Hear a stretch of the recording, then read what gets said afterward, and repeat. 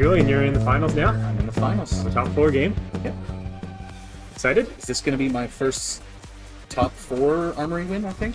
I don't know. I've definitely won an Armory when we've only had 3 rounds, but... Yeah, you definitely have. Yeah. I know Cody's vying for this as well. He's currently got a lead versus Adam. That's Aurora can just run Prism over, even with poppers. I mean, you lightning press for poppers, and that's the weirdest part of that matchup. Yeah. It's a fun one to do that, but we'll see how that game goes. Mm-hmm. But Fang's been doing good for you today. Yeah. No, I found this list, and I was running blues, or I wasn't. Sorry, the original Fang list was running nip at the heels and incisions as like my blues. Okay. They work, but then I just said no. We're done with blues. So I went to orange Fang, orange pump Fang. So I was running more yellows. I was running like cut from the same cloth yellows. Okay. I was only block 2. Yeah, that makes it a little more rough. So I went to just the reds. I cut my twist and turns. That was huge. Okay. So cut the twist and turns. Twist and turn is look at somebody's hand. That's cut from the same class. Twist and turn is if I hit with the dagger, I can attack an additional time. Oh, yeah. No, that seems like. Yeah, they were definitely turns. Like I remember one turn against Natalia. I was like 1, 2, 3, 4, 5 dagger chains, which is good. Which is huge. Yeah, like it was great. But in turn, and they did block 3. Those did block 3.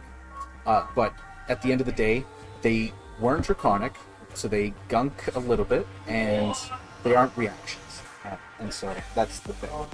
So I cut those, and I went to Relentless Pursuits, which thankfully that's if they're marked as go again. No, that's the mark thing. That's the blue to mark. So Relentless Pursuits is just mark. I was getting it. Pursuit of the Edge of Oblivion is what I was getting. Oh yeah. So that's just mark. Like the amount of times I just play this for mark, it's astounding. Same thing with this. This only blocks 2, so I'm only running 2 of these. But instant. But it's instant. Turn 0, you get that, you're happy. Yeah. So I'm really liking how some turns, even though I have a full hand, and I want to throw some damage, I might have a 4. Like let's say they go turn 0, I go turn 1, I go Relentless Pursuit into what's it called? Into whatever the one is that marks them, the 0 cost. For the Drakon. Yeah, the one that absorbs the mark. Yeah. So it just sees that you're marked and makes a fealty. And I'll have 2 cards in hand, and I'll be fine with that, because you're marked, this is coming in, I make a fealty, maybe I didn't swing with daggers, maybe I don't refresh dynamos, but turn 0 you get turn 0, turn 1, it's still so good. That is a fantastic turn. Blade Flurry, I cut for a while because it's not draconic. That being said, it's 4 value. It's a 0 for 4, it's on an attack reaction, it's good. Yeah. And the amount of times I'm playing this on second dagger, when I have a third dagger coming, so I'll go like Long Fang Whiskers on the second dagger, making a third dagger, and Blade Flurry is also on the third dagger, so it's like it's chain both extends and things. Yeah, if you're just going to attack, it's just a 0 for 4 attack reaction. It's fantastic.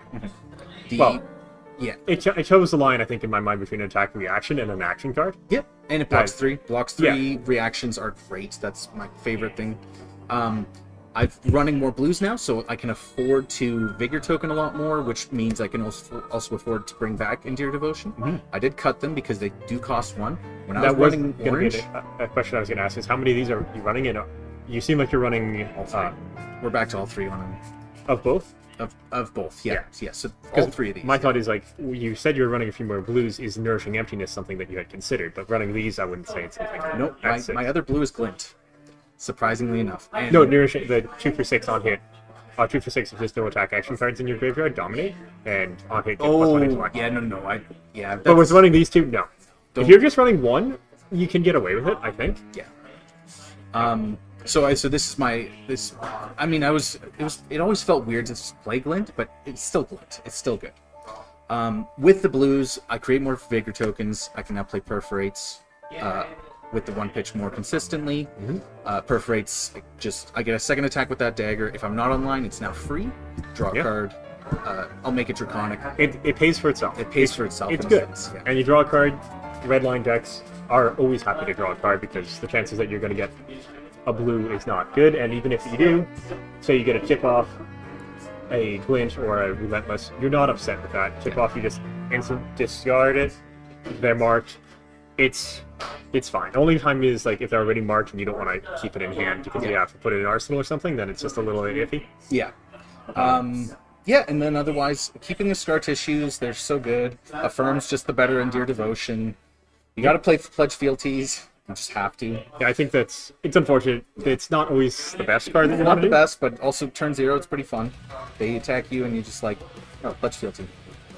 You run Imperial Intent?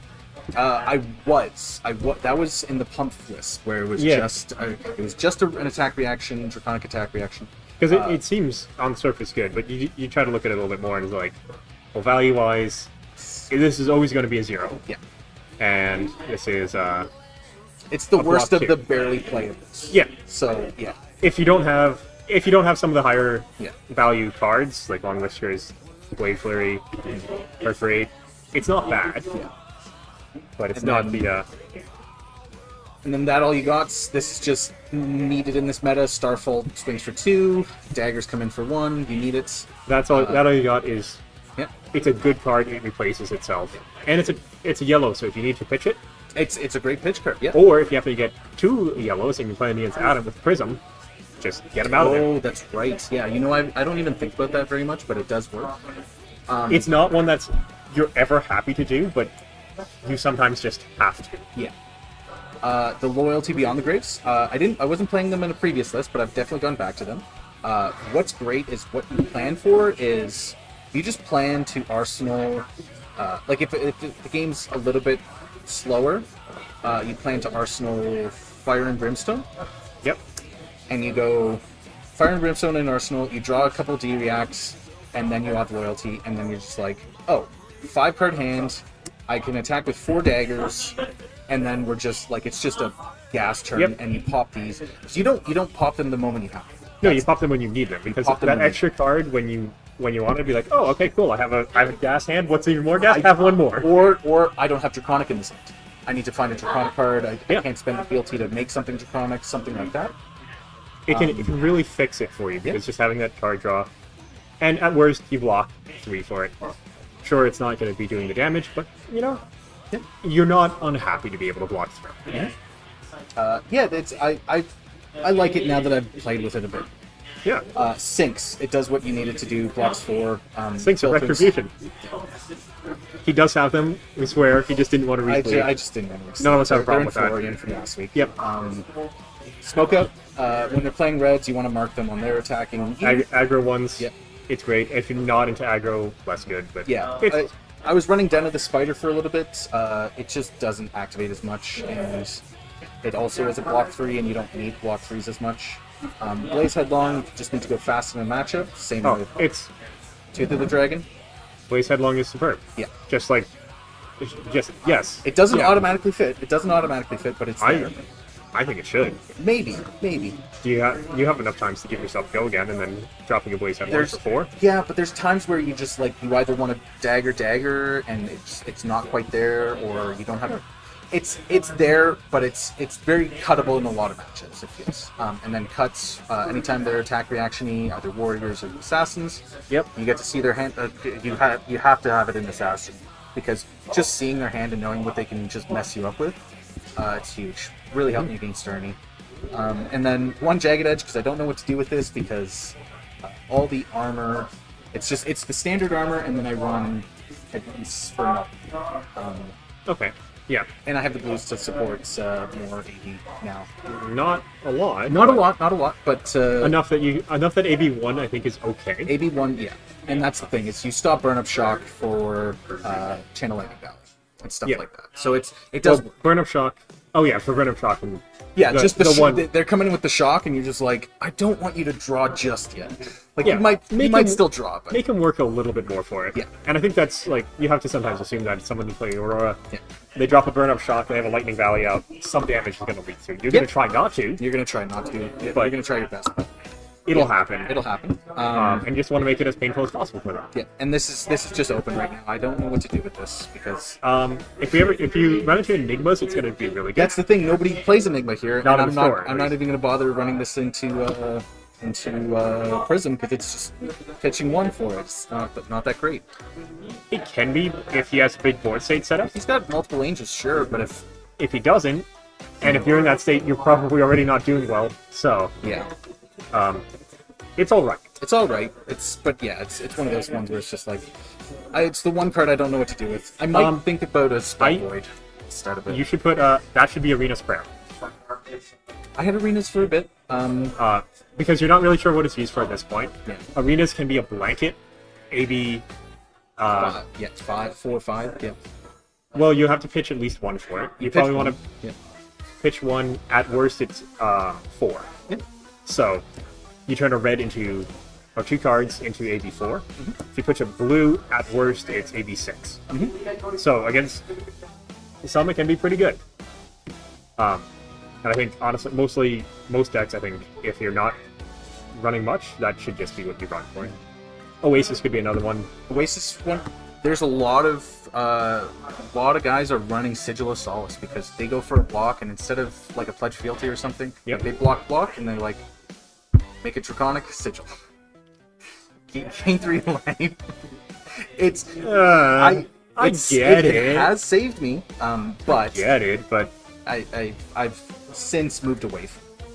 I feel like there's better options. There is better options. I do think there's better options. That being said, it's such a if they overblock, it's just like the value of like mental damage that you get. Oh from yeah, healing. the mental damage, the emotional damage. 100%. I am there for that, but I think that Sigil of Solace is fine. There's just better options now. It used to be fantastic, but there's better options now for me. Yeah.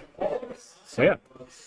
Alright, we'll be back with finals with you on this side of the table again. Yep. In a bit. Thanks for doing that quick little deck check and stuff with us, and we'll grab the mouse. Yep.